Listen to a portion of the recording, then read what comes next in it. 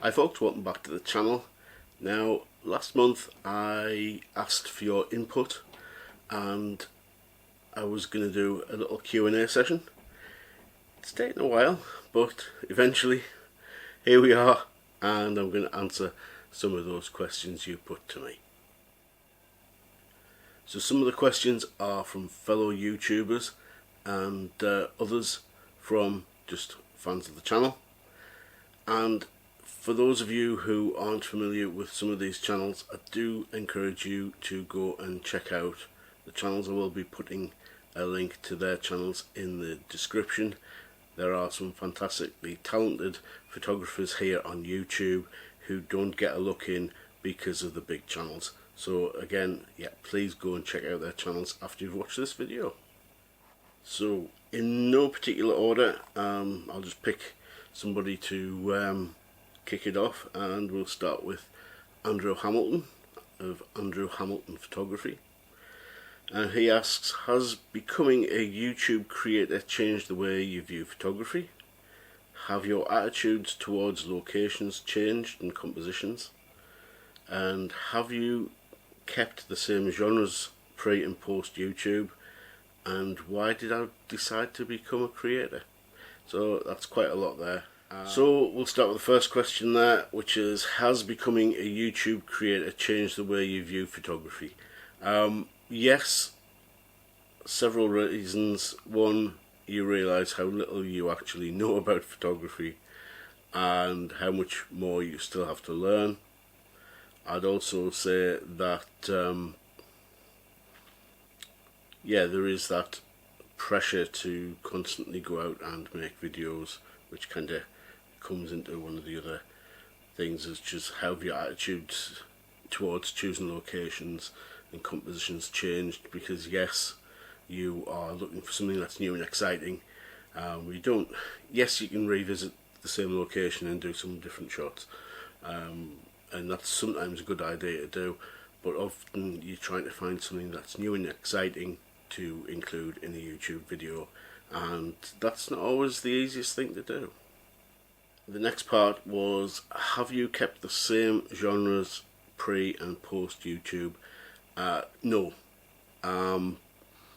I did the majority of photos of automotive photography at classic car shows, things like that, which was quite a popular thing I used to do. Had a very successful Facebook page, sold the odd print or two, and yeah, that was something I did in and out every weekend, more or less. It was becoming a bit stale, and I knew that to get better at photography I had to change things. So when lockdown hit, that was kind of the opportunity, and that kind of leads into the last question, why did I decide to become a YouTube creator? And that was because I knew that I had to change up my photography skills, and I wanted to do that with YouTube and the cameras I owned at the time, which were the Nikon D3300, and I just bought the FZ82. Strangely, the FZ82 is the camera for this channel, and I still want to stick with budget photography because there are so many people who that's all they have. Not all of us have vast amount of money to go and invest in the latest bit of kit from Nikon or Canon or whoever, and yeah, we just do this as a hobby, and there are bills to pay and all sorts of other things. So that became my niche, if you like, that I wanted to create content that anybody could go out and do. So the next question comes from Dave LaFan at Let's Click Photography. Dave is a professional photographer from the Manchester area and has an excellent channel. He does tend to shoot product photography and portrait photography, all that type of stuff which regular photographers do, but he does love getting out to do landscape photography, and that's what Let's Click Photography, his YouTube channel, is all about. I do suggest you go out and check that out too. So Dave's question is, well, three questions. Dave's first question is, how long have you been doing photography? Now, off and on, been doing photography since I was a child. My mother was a keen amateur photographer and had plenty of cameras.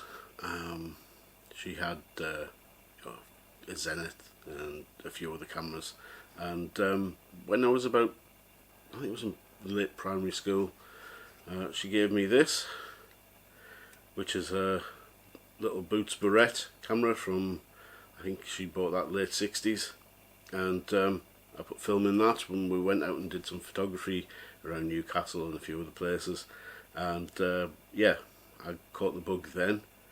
It did wane a little bit at sort of the start of digital, because the cameras I could afford anyway weren't that great, and I got back into it a few years ago, well, about 7 years ago, when my wife decided to buy me the Nikon D3300 as a Christmas present, and yeah, went from there really.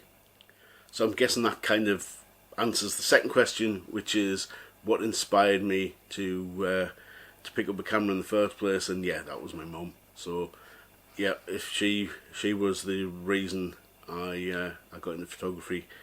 My dad, not a natural photographer, and but my mum definitely has an eye for a photograph. So yeah, I can say all my creativity came from her. And lastly, Dave asked, who are my favourite non-YouTube photographers? Now, there's so many to choose from. You've got, your likes of Van Ho in street photography from the Far East. You've got Ansel Adams, the traditional stuff. But I'm going to pick two fairly local photographers, and I'm going to say that Tish Merthyr. If you're not familiar with Tish's images, Tish shot a lot of deprived areas of Newcastle upon Tyne during the late 70s, early 80s. She did it as a project, didn't really think about being sort of an artist in any way. She just documented everything that she saw, and there are some absolutely fantastic images. Sadly, she passed away many years ago now, and her family are really keen to keep promoting all the work that she produced, and it's worth a look. If you haven't seen any of Tish's work, check out Tish Merthyr. I believe there is an Instagram account as well as websites and things like that, and some fantastic nostalgic images there. The second one, because I see him every day, not him personally but his work, and that's Joe Cornish.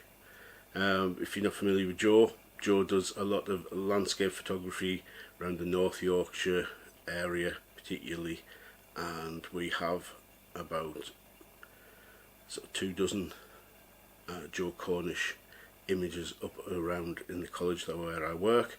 So I see those every day, and I'm constantly looking at them to see how Joe has taken those images, used the light or used composition, how they work as good practice, and yeah, they're quite inspirational. A lot of those shots I want to kind of go to those locations now and see if I can recreate something similar.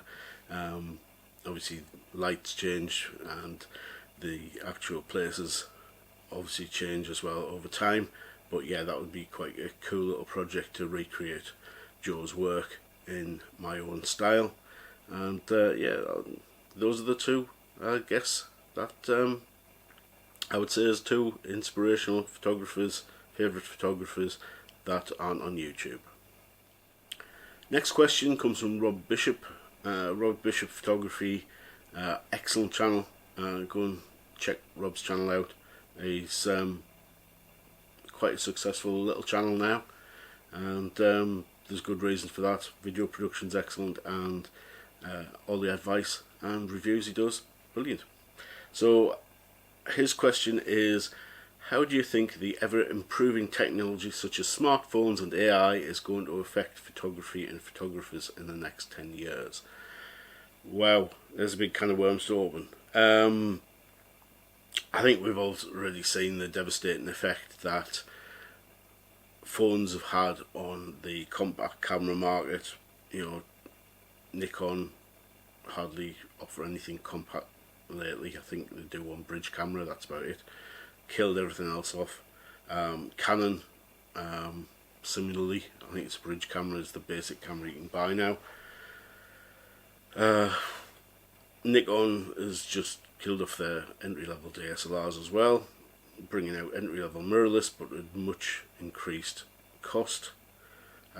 Panasonic seem to be wanting to axe a lot of their compact cameras as well. There's only really Sony producing a little point and shoot anymore, and they offer about half a dozen of those. They're the only ones to stick at that. I don't know whether that's because they tend to produce most of the sensors for these or not, but certainly everybody else bar the Chinese have got out the compact camera market, and you can see it going the same way for other types of cameras. Phones have just come on leaps and bounds. I mean, I've picked up the Samsung S22, and for close-up wide-angle shots, you can't knock it really. It's fairly decent for what you're doing if you're just snapping away for social media, which is what 99% of the people will be using a camera for. So yeah, you can see why phones have devastated it. It's in your pocket all the time, and yeah, you can't phone your mum on your compact camera, can you?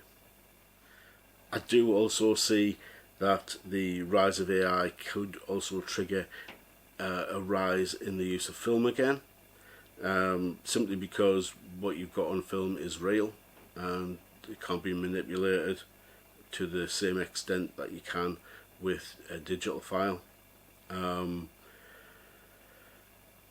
Kodak though seem to be trying to put everybody off that idea by raising the prices up to silly levels, and why would you spend £20 on a film when you could buy a memory card that could fill thousands of images onto there, and a film 36 exposures. Films are going to be a luxury unless Kodak decide to change their ways and make it more affordable. This is getting way off beaten track from AI, but never mind. Yeah, so that's something I have thought about. Would there be a resurgence in film because people want to take photos of something and say that is exactly how it was? It's not been doctored with. The big apps though, likes of Midjourney and DALL-E, whatever it is, they do worry me. It's a bit of a wild west out there at the moment, so no credit is being given to the people who originated the sources of those images. So you've got images that could have been made up from 2 or 3 photographs, but there's no credit to the original photographer. I do think there needs to be some legislation in place, and perhaps metadata pulled into the AI image to tell you where the sources came from, and there needs to be some kind of remuneration to those photographers. Otherwise it's just completely unfair to create images out of other people's images. I don't think it's going to end photography. People will still want events photographing, weddings, concerts, things like that, which is a record of the time and a record of an event. So I don't think they'll ever be affected by AI other than touching up images to make people look slightly better, which goes on with Photoshop already. Hobbyists, I still don't think that's going to affect hobbyists too much. If you want to go to a fantastic location and take some images, that's part of the taking of the images, is that fantastic climbing up that hillside or wherever, or going to that lake. That's part of you taking that image. That's part of the enjoyment of photography, and AI can't take that away. I do think it's dangerous for social media. I think that it's dangerous for image sharing apps, the likes of Instagram and other image sharing platforms, because there'll be certain people like myself who will want to go and see genuine images. They won't want to go and see AI created images. So I think apps are going to have to get some kind of technology to be able to detect where it's an AI file, and either flag it to say that this is AI so people know, or then they're going to have to say no AI on this platform, which I think would be a massive benefit to genuine photographers. So the next question comes from Paul Kennedy Creative Media, and the question is, do you think you will ever do a video on product photography or a video on what you learned at trying your hand at it? Well, I've got to be honest, Paul, never say never. I might do it, you never know. I have to admit it isn't a genre of photography that really inspires me to give it a go. It's a bit like studio model photography. It doesn't really float my boat. It's not what I envisage myself doing too much, to be honest. So maybe I might do one. Yeah, who knows? You can never predict what's going to happen in the future.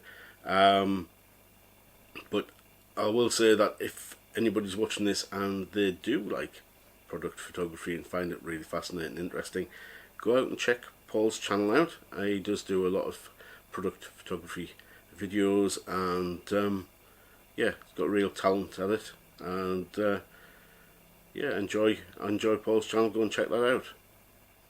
So now we come on to our penultimate question, which is from Dennis Murray. Dennis lives in Australia, I believe, and is a channel supporter. Thanks for your donation, Dennis. And currently he shoots with the FZ82, which I think he's having a few issues with, and he's still weighing up whether to go for the FZ1000, but he points out it's got a limited zoom, will be an issue for wildlife photography. He asks, have you tried or would you consider using the FZ1000 with, say, a 1.4 teleconverter lens? Now, I have looked up at that, and from what I've read, it's not suitable for something like that to be fastened to the front of the FZ1000, because of the weight, and the way that it's constructed is very different from the cameras like the FZ82, FZ200, FZ300 and 330. So there isn't a way to actually attach that to the front of this camera. Yes, it's got a filter thread on and all the rest, but the way that you zoom with this camera is it's not suitable to use one of those teleconverter lenses. You can use filters and close-up lenses and things like that on the front of it, but it's not suitable for a big tube with the lens on the end like you can do with the FZ82. He also asks, I am unable to use the menu to turn the timer off, although luckily the timer does not operate at all now. I've tried to reset it and that failed to fix it. Any thoughts on this problem? Ooh, that sounds rather technical. And you've tried the factory reset and that hasn't fixed it. I'm thinking this is probably one for a Panasonic dealer to look at. I did have a look on the internet for you, and I couldn't find anybody with this similar problem. Obviously you could use the app to be able to set things up and remotely use the camera that way, but as for fixing the camera, I couldn't find anybody online who'd encountered that issue. If the firmware's up to date, I don't know whether you could try reloading the firmware and see if you can replace it, see if that fixes it, but other than that, it sounds like it's an issue for Panasonic to look at, and I'd imagine that with the prices that Panasonic charge to look at stuff, it probably outstrips the cost of the camera. So our last question comes from Keith at the Olden's Shot. He's a northeast based film photographer, and if you're into film photography, Keith's probably tried a lot of old cameras, and yeah, you can pick up a few tips and have a look at some of his videos, because they're quite interesting. Definitely some old cameras there, and a lot of home development as well. So Keith's question is, how tempted are you to try out home development? So I've got to admit, when I used to do film photography, developing the film was my least favourite part of it. Going to stand in the dark, trying to get the film leader onto that sprocket wheel, get it in the tanks and develop the film. It wasn't fun as far as I was concerned. It was a chore. So I like sending the films off and somebody else does that and they come back scanned in.